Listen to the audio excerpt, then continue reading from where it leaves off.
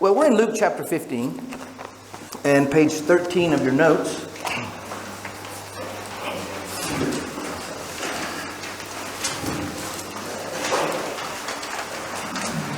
I've been thinking about an idea. I began writing about it yesterday, just a few sentences. Do you know how we hear a testimony from someone who's maybe battling a drug addiction? Or they've been living a life far away from the Lord. And they say, I'm trying to come back. And our hearts, my experience with, we're pretty much unanimous that we want to give grace to that person. We want the compassion that Christ modeled and that lives, His compassion that lives in us, that He calls us to pour out on others. We do. We are capable of high degrees of compassion for people who struggle. Right? We hear about their struggle and we go, boy, we love you. We're with you. And we don't think in terms of condemning them for their past. Our minds tend to go toward their future. And as someone said, sometimes we have to hold people's hopes about their own futures until they can embrace them for themselves. We have to have more hope about their future sometimes than they do. Right? And it seems to me the body of Christ, as I've experienced it, is pretty good at pouring out compassion. There's a natural disaster and the churches rally and there's food and there's clothing and there's assistance of all kinds. I think we're pretty good at that. But I don't think we're as good at that compassion when it comes to ourselves. Maybe you can help me understand this better, but somehow we seem better at being kind to others than we are to ourselves. Now, there's another truth. Sometimes we need a good kick in the rear end, I do. And I'll get somebody to provide that. You don't have to. I know you're thinking of providing that already. I'll kick you. I'll volunteer. But we need that sometimes. But it seems to me we also need to learn to be compassionate toward ourselves. Some suggest we're not being we're not functioning with integrity if we are able to love and be kind toward and be compassionate toward others and not capable of doing that toward ourselves. And so it's a kind of inverse from the Golden Rule. The Golden Rule calls us to treat others like we want to be treated. And maybe we should think of a name for this. But the idea is we need to treat ourselves like we know how to treat others. That makes sense? And I want to just kind of put that out there about point us in the direction of learning to be kind toward ourselves as we look at these stories in Luke 15. So Luke 15, let's look at the context of these stories. They're not told in a vacuum. Something happened that prompted Jesus to tell the three parables that appear in Luke 15. And by the way, for the most part, they're unique to Luke. There is something about a lost sheep wandering off in one of the other Gospels, but here we go. So here's the context. Luke chapter 15, verse 1 and verse 2. Now the tax collectors and sinners were all gathering around to hear Jesus. And that's a whole nother talk, but every time I read that, it appears several times in the Gospels, right? These kind of people, these tax collectors and sinners are coming from sometimes long distances to be with Jesus. And the question that comes to my mind is, okay, how is He being with them that make them want to be with Him? I mentioned the other day that Landon Saunders suggests that, the two biggest questions are what does it mean to be a human being and what does it mean to be with a human being? And Jesus seems to know how to be with other human beings. And people that felt furthest away from the religious groups of their day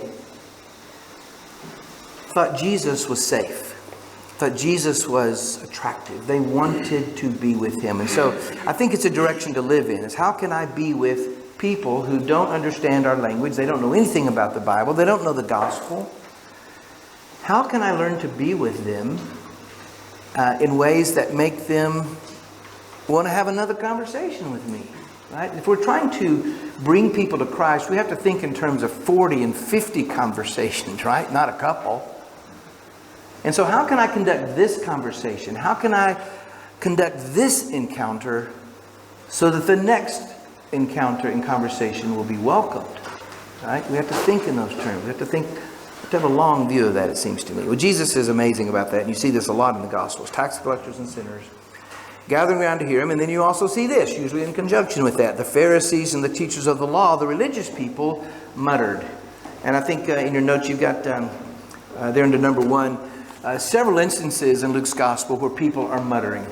I can't believe he's going to put us in. You see what he's doing? I can't believe it. And they're grousing, or I don't know what the Australian words would be. They don't approve, to say the least. High disapproval of Jesus. Think about that. Somebody disapproves of you, check it. Check it. It may just be because you're doing the right thing. And they got some other problem. I don't know. But that's the contrast. So you got tax collectors and sinners wanting to be with Jesus, and then the religious group complaining about that because it's a widely embraced but terribly mistaken notion that our response to sin and sinners is to distance ourselves. Sure, from sin, but I try to coach students, college students that I'm with. Look, I want you to imagine you're 26 and you're working in your cubicle in the corporate group that's hired you, and it's Friday afternoon about 3 o'clock. And somebody walks behind you and says, hey, we're going to O'Reilly's. And you know it, it's a pub they often go to. We're going for drinks after work today. Come join us. Well, I know a lot of Christians who'd go, oh, I would never do that. I mean, they wouldn't say it like that, but inside themselves they go, ain't no way I'm going to do that. Guess what? Jesus would go. Jesus did go. In fact, he provided the drink sometimes. This round's on me. Get those water buckets over here, right? And so I want to say, look, go to the bar and order a cherry Sprite. That's what I do. And alcoholism is so rampant in our culture, and most cultures, I think, and nobody's going to think a thing about that. How come you're not drinking alcohol? That's too personal. For all they know, you're a recovering alcoholic, or you got it in your genetic history, and nobody will think anything about that. But go. Absolutely go. And get to know the folks there outside. It's not probably ethical to try to have those conversations between 8 and 5. You're supposed to be doing something else during those hours. So after hours, yes, seize those moments. And I remember saying something like this in a crowd at Harding's lectureship, and a gentleman raised his hand, I can't believe you're encouraging those people. I was like, I'm just reading the Gospels, right? Jesus was there, you know. It just seems to me we've got some reorienting to do about how we think about distancing ourselves from people who are sinners. Jesus didn't do that. And I can't think of an exception to that. He welcomed a chance. It's ironic to me because we feel strongly about taking Jesus' command to go into all the world and preach the gospel to every creature, and we feel strongly about our views about our doctrines, right? We want other people to believe like we believe, right? You know, the idea is if your opinions, if your views aren't worth advocating, they're probably not worth holding, right? We should feel strongly about how we see things. And if we want to persuade others to our way of thinking and being, guess what? You got to talk to them. And it's such I just can't believe it. I hear people believing that everybody ought to see things their way, our way, and yet they don't want to be with the people that... It just seems crazy to me. But anyway, I'm talking too much about that. So, in response to this, Jesus tells 3 parables. What I want you to see, you've got a lost sheep. If you are committed to filling in blanks, you've got a lost sheep, a lost coin, and then I call them the lost sons. Both sons were lost, just in different ways, right? And so at the top of your next page, whatever page that is, 14, You've got a little table. I want you to look at it with me.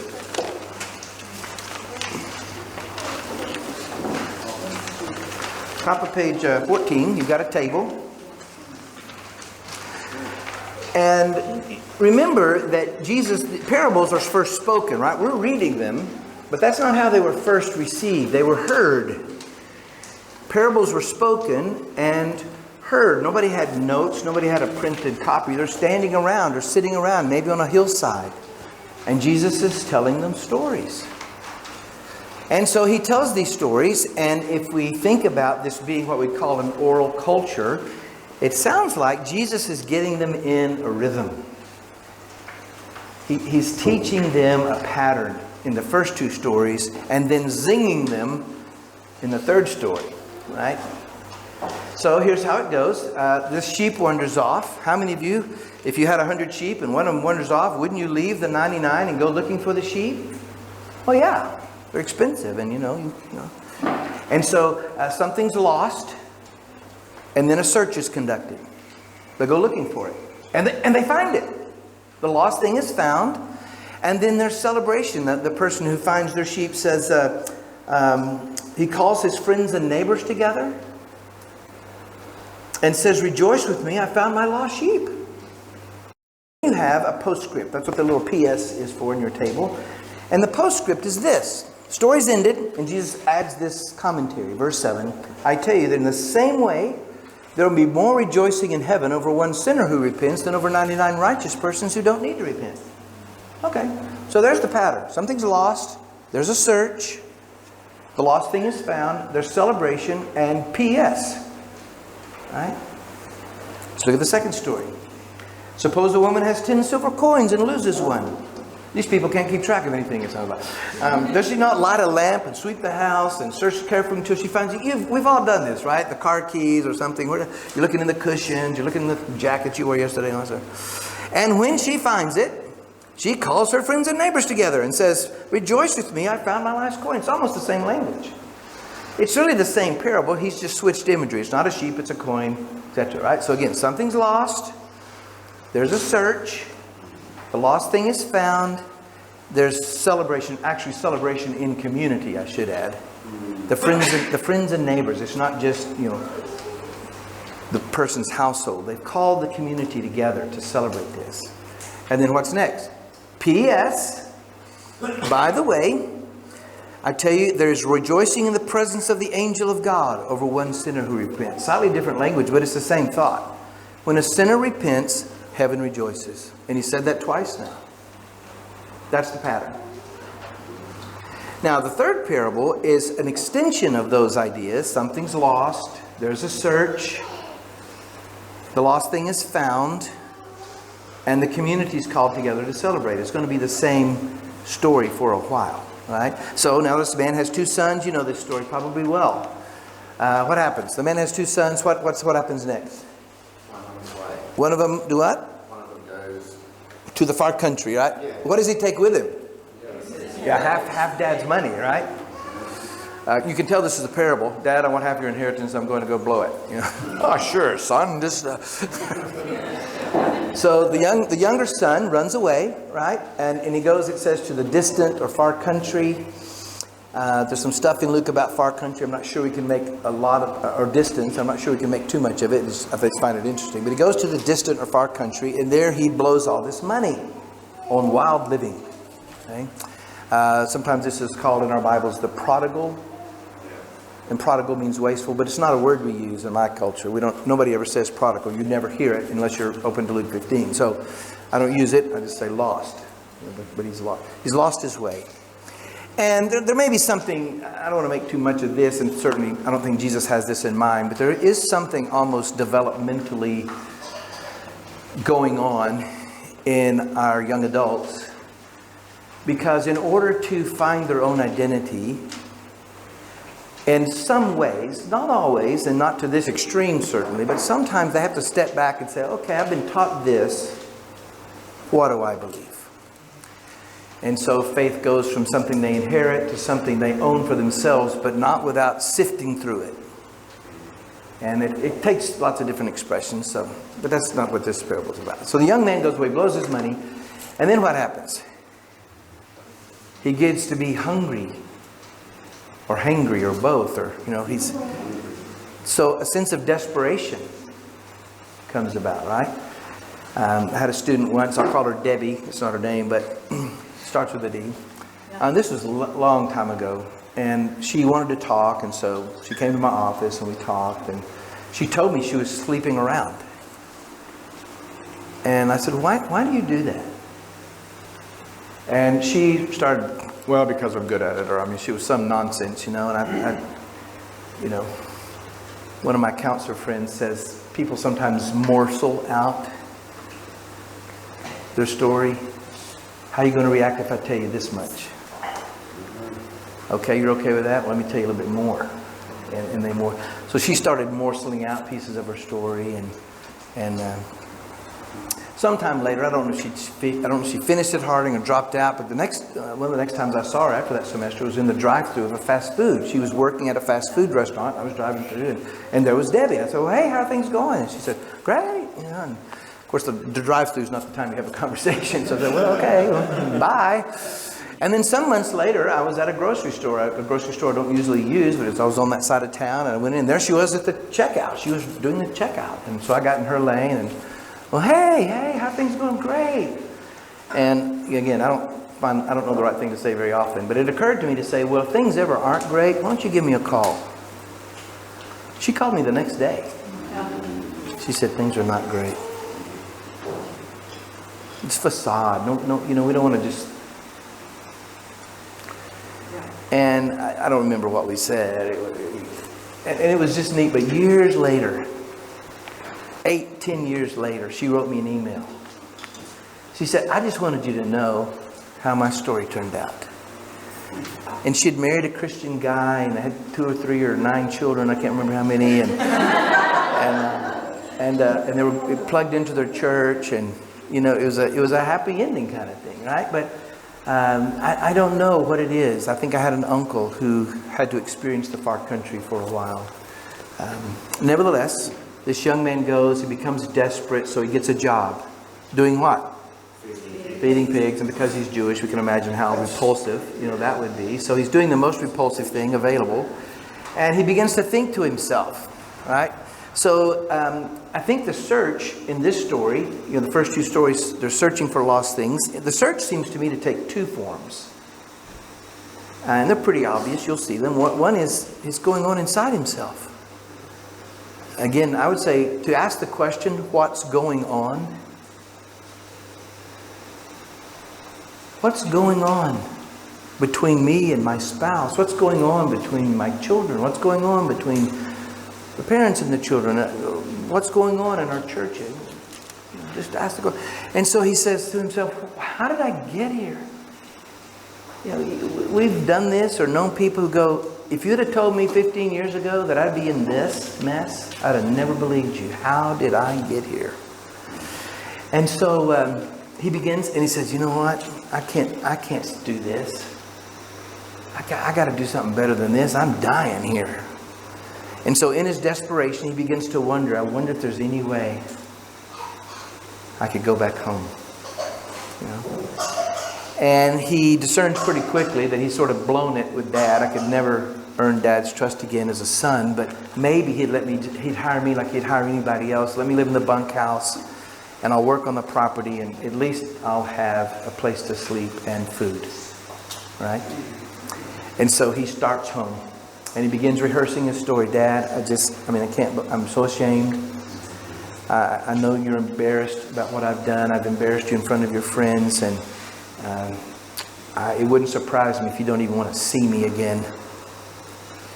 But I'm just wondering if there's any way you'd consider hiring me as a hired hand. I know the father-son thing's over. I've blown it. I deserve that. And so he starts rehearsing this speech on this way home. Now, meanwhile, the dad is at home, and it says while the son's a long way off. So here's another search going on, right? Maybe I can remember as a boy one moment I wished I could go back to. There's more than one moment I wish I could go back to, but this moment I want to tell you about. We lived in the country, and in New Mexico, it's as flat as this floor, The terrain is as flat as this floor and has just the same number of trees. There's nothing to obscure your view of the horizon. And so our backyard faced west, and out there, the sunsets would be, nearly 180 degrees. Purples and blues, beautiful. Nita used to go back there and sit on the top of an old swimming pool steps just to watch the sunsets. And now when I'm home, I do that for her. But my dad came back there, and it was evening. It wasn't quite sunset. And I remember our fences were about, and I remember it seemed like Dad put his fist on the fence and his chin on his fist. And he had a look in his eyes that I'd never seen before. And I wished I could go back and say, Dad, what are you thinking about? He might not have told me. But I wonder if Mom had had a fuss. Or the look as a middle-aged person later wondered if it's that time in life when your career path is pretty set. You've had all the children you're going to have. And you've, done a surgery to ensure that. And, that you're kind of looking down the road, and the next 20 or 25 years are about the same as today. And you wonder, is this it? Was I supposed to do something more sort of unusual? I don't know. But I wonder about that when I read this story, because I wonder if the dad every night after supper went to the backyard fence and looked at the hills and just wondered, where's my son? Most of us in here are parents. You'd wonder that. Not just at sunset. You'd wonder it all day long. What happened to him? And there's no internet. There's no Facebooking. There's no way to know. And then here he comes.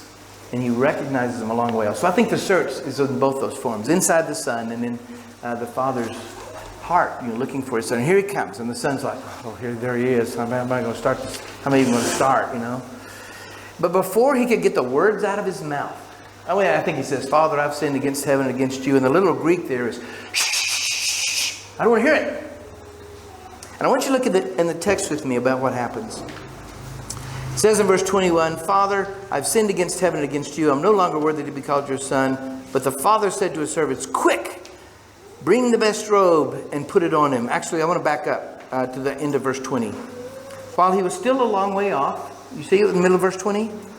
Look at all the verbs here. His father saw him and was filled with compassion. You read that for a language a lot in Jesus.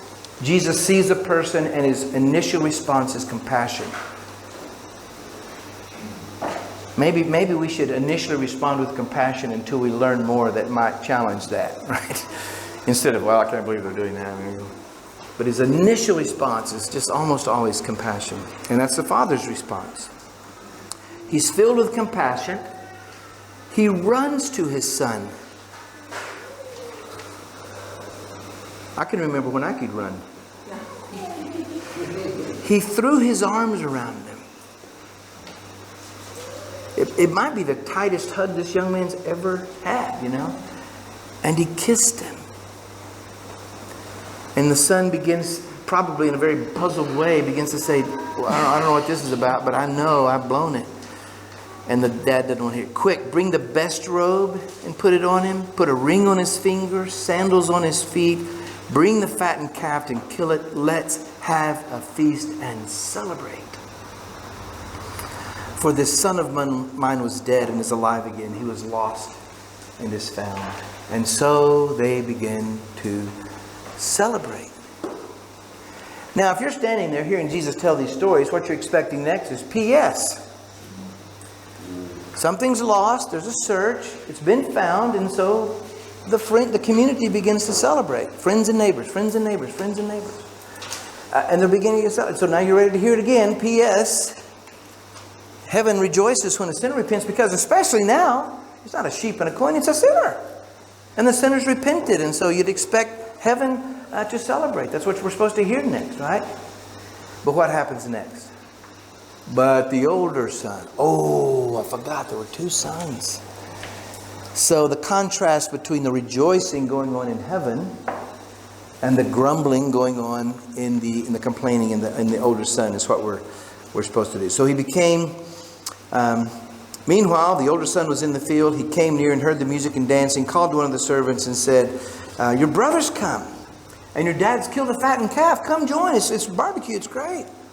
But the older son became angry and refused to go in. So his father went out and says, won't you come in? And he says, your brother. It's your brother. He's come home. And the older son says, this son of yours, not my brother, this son of yours has blown it. He spent half your retirement on prostitutes. And you're throwing him a big party. And I've been here faithful, done all these things. You never killed the scrawniest goat for me, right? But what does the father say? Don't you see? Everything I have is yours, right? But we had to celebrate because this person with this very shame-filled, mistake-ridden past has decided to come home. There's a Catholic priest named Henry Nouwen. Nouwen, wrote 50 books. Anything he read is worth reading, I think. Henry Nouwen did several things, but one of the things, at one point he had a teaching role at a school called Harvard.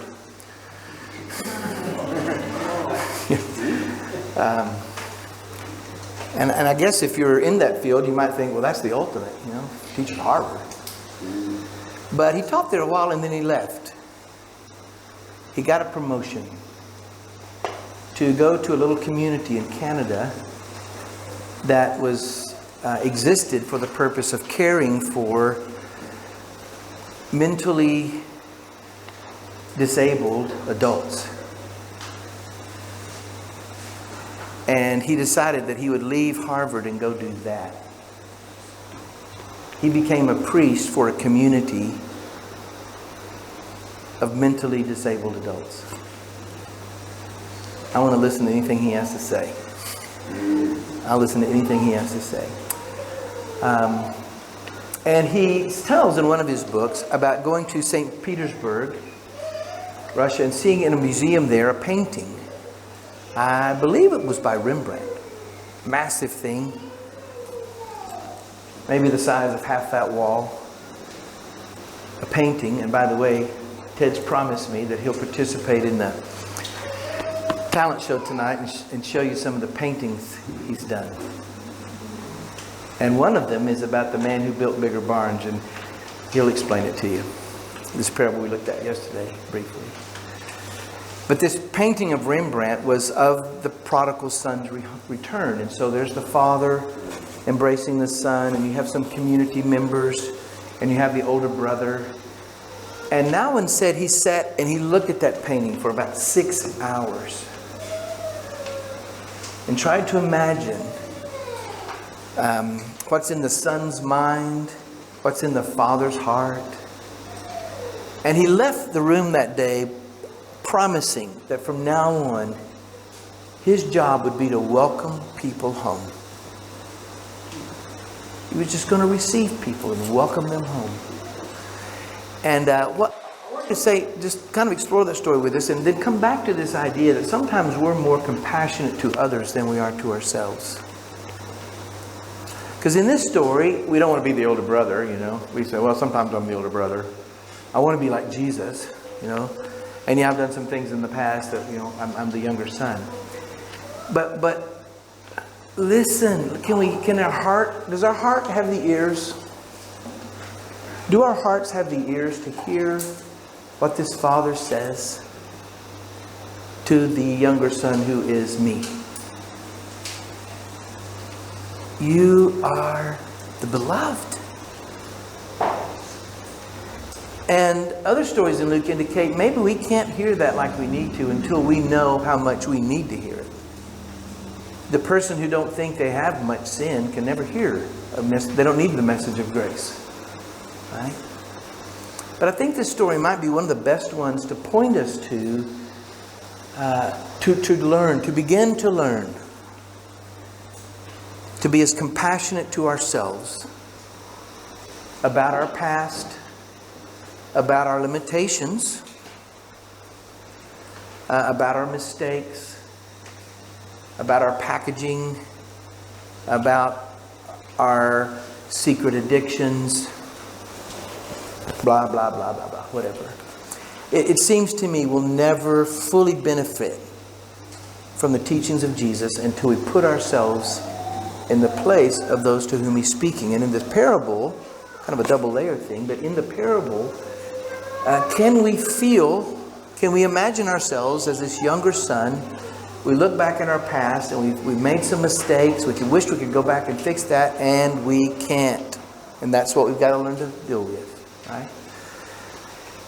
But can we learn to be as grace-filled? Can we learn to dispense the grace to ourselves that we seem really well prepared to dispense to others? I think that's the growth challenge.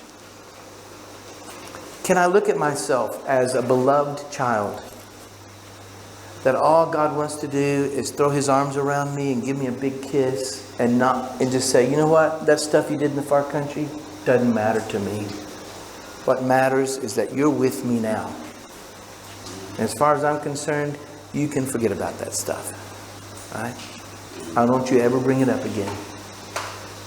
I don't want to hear about it. Not because you've shamed me, but because it's not helping you. It'll be in our way. It'll be in the way of this.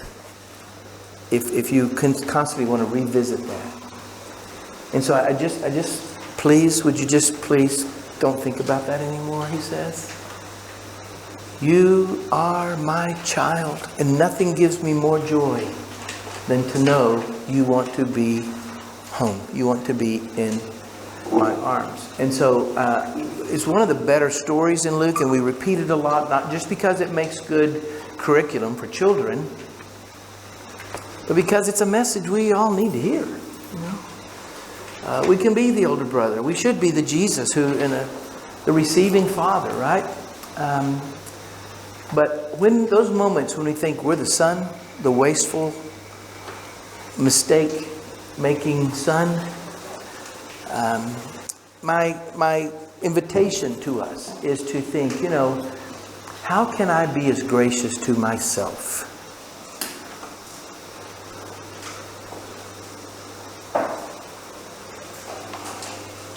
Can I, in a way, embrace myself? Can I be as forgiving towards me and my past as I seem ready to do toward others? I think that's the challenge. I'm not sure it's the challenge in every culture, but it seems quite widespread in my experience. That good people like yourselves, and by the way, we were talking at breakfast. Well, okay, it was at Simon's coffee table. We were talking out there, and somebody said, well, are you going to be... My classes in university start Monday. That's another reason we're going tomorrow. But I said, I feel more ready because I've been here. What about jet lag? Well, I don't sleep well anyway. I don't sleep well when I'm home. So I've actually rested well quite here. But being with you, I see, honestly, if I can be honest, I see a lot of dedication to Christ in this group. Honestly, I do. It's inspired me. I'm so glad I've come. I feel refreshed having been with you. Honest. But if you're like a lot of people I'm around, and I think you must be, that we're pretty hard on ourselves. We're pretty hard. I am, especially about one or two roles I filled.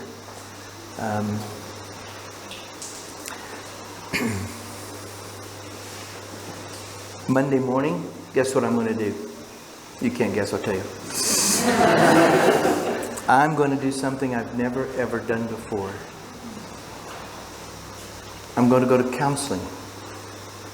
I've done that with one of my sons.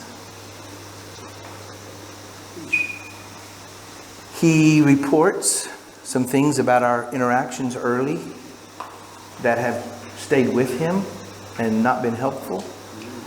And when Nita was with us, she was kind of the buffer. She was the hub of the wheel and the wisdom everybody went to. And We read this book once called Divorce Busting, I think. And the writer used this imagery that marriages are like a dance. You know? We're kind of in this together, and relationships are like a dance. And all of our attempts to change our spouse in the history of humanity have been failed. You know, this don't work. And she says you can't change a person. You can change you. But because you're in a dance, if you change you, just even one way you are at home, just change a little thing. You've injected a new dynamic into the relationship, and that's how change can come about. And so so she said, change the dance was her phrase in this book. Change the dance, change the dance, change the dance. So anytime this son and I would kind of get into our pattern, you know, she'd say, change the dance, change the dance, you know. And a couple of years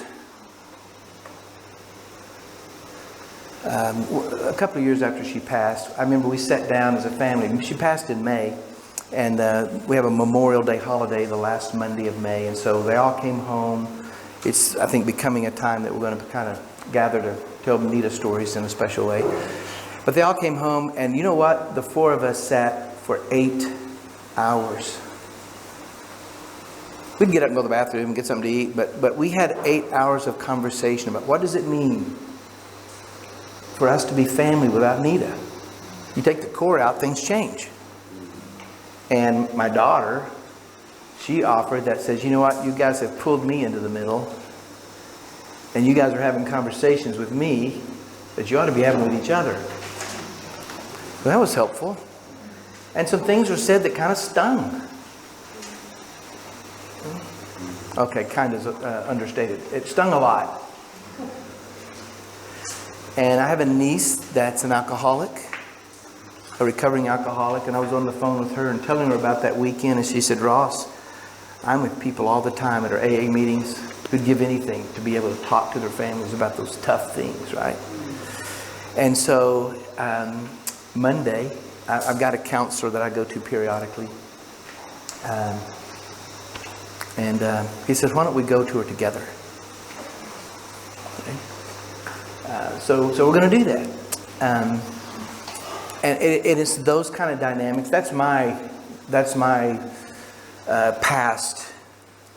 Whatever I've done to inflict that pain on him.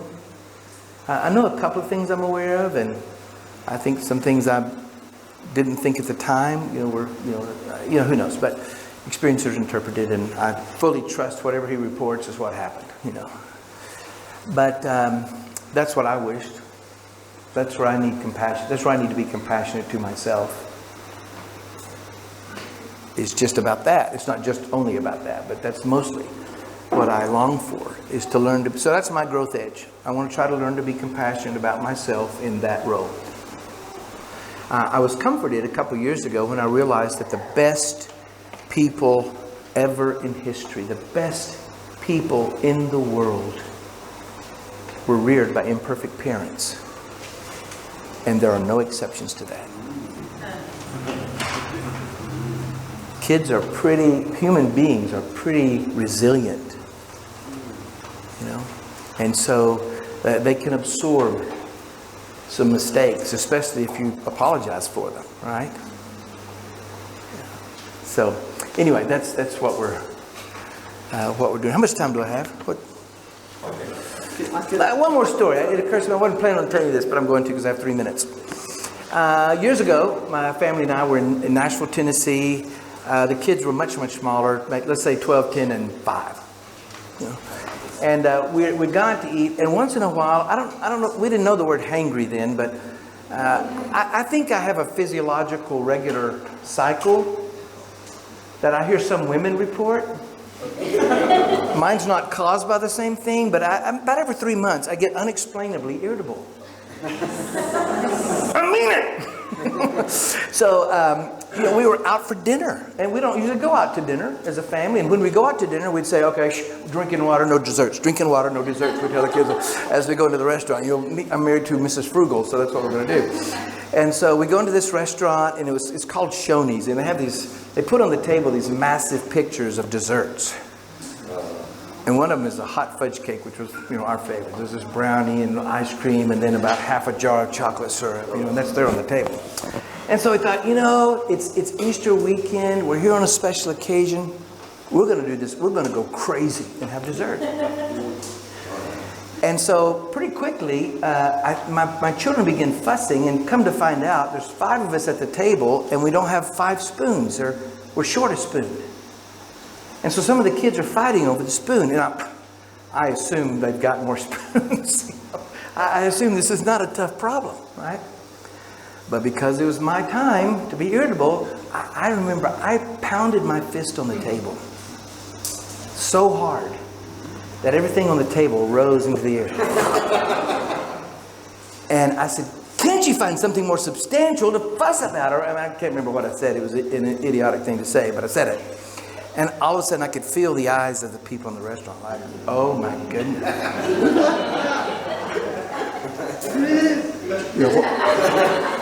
What's he like at home if he does this in public?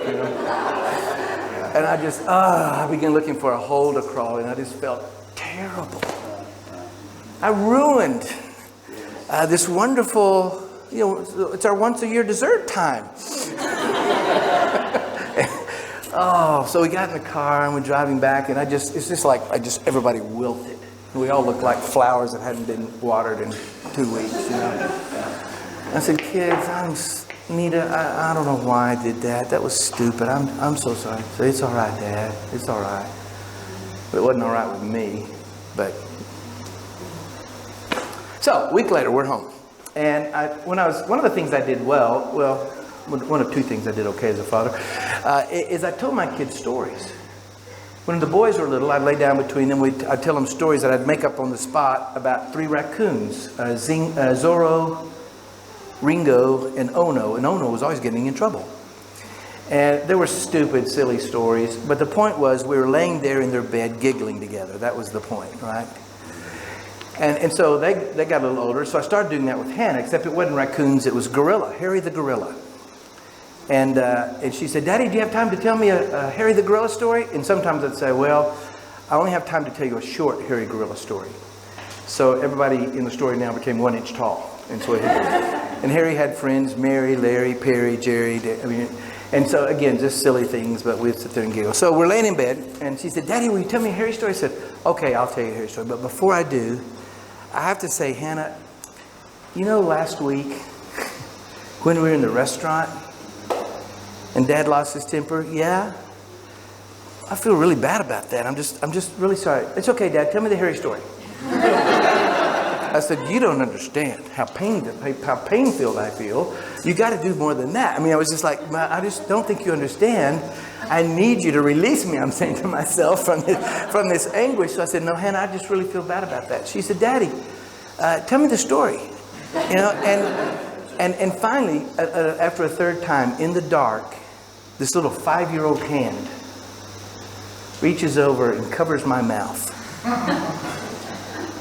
and says, Daddy, we've already forgotten about that. Now tell me the story. Okay? It was really the most explicit experience of grace I think I'd ever had. Our time's up. The question is, how can we be as compassionate to ourselves as we seem to be ready to be toward others? I think it's a thing to grow in. Okay, let's pray together. Lord God, help us in this. We revel in your compassion towards us, and we know it's righteous and life-giving to all for us to be compassionate toward others. Father, help us to learn to feel your embrace around our backs, to feel your kiss on our cheeks, to hear the dancing and music and the celebration of you and the companions of heaven as we give remorse to the things we've done wrong. And then beyond that, help us to learn to wrap that stuff in a box and put it in the attic and concentrate on now and future. And I just pray that you'd give each of us in this room, in whatever ways we need it, whatever our various and specific and unique pasts are, that you would teach us to grow in this. So that just as we want to treat others like we like to be treated, that we learn to treat ourselves like we somehow seem to be ready to treat others. Through Christ we pray these things. Amen.